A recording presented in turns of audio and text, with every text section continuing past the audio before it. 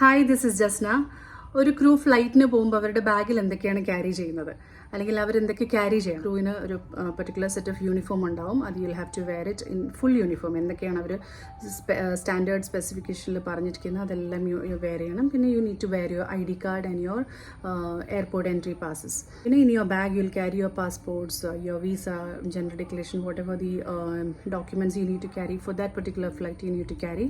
അതുപോലെ തന്നെ നിങ്ങളുടെ കമ്പനി തന്നിരിക്കുന്ന ഒരു സേഫ്റ്റി ഇമർജൻസി പ്രൊസീജിയർ മാനുവൽ ഉണ്ടാവും ഫോർ ഓൾ പെർട്ടിക്കുലർ എയർക്രാഫ്റ്റ്സ്. ഏത് എയർക്രാഫ്റ്റിലാണ് നിങ്ങൾ ഫ്ലൈ ചെയ്യുന്നത്? ഇപ്പോൾ സപ്പോസ് ബോയിങ് 737 ആണെങ്കിൽ അതിൻ്റെ ഇമർജൻസി മാനുവൽ ഉണ്ടാവും. So you need to carry that. And also you need to carry your extra pair of uniform. നിങ്ങളിപ്പോൾ വെയർ ചെയ്തിരിക്കുന്ന യൂണിഫോമിൽ ഏതെങ്കിലും സ്റ്റെയിനോ കാര്യങ്ങളോ പറ്റി കഴിഞ്ഞാൽ you need to change it your new uniform. അതുപോലെ നിങ്ങളുടെ സോക്സോ സ്റ്റോക്കിങ്സ്, ഗേൾസിനാണെങ്കിൽ മേക്കപ്പ് എല്ലാം ക്യാരി ചെയ്യണം. ലിപ്സ്റ്റിക്ക് പോകുന്നതനുസരിച്ചിട്ട് you need to replenish it. Whatever makeup is not proper you need to replenish it. അതുപോലെ നിങ്ങളുടെ ഇയറിംഗ്സ് ആണെങ്കിലും എക്സ്ട്രാ പെയർ നിങ്ങൾ കരുതിയിരിക്കണം. അതുപോലെ തന്നെ even if you going for a turn around flight you need to carry an extra pair of dress with you. If in case you need to stay in a hotel, എന്തെങ്കിലും ഒരു emergency one, if you need to stay there you need to carry an extra pair of dress also. Prohibited items ഒന്നും carry ചെയ്യാൻ പാടില്ല in your bag.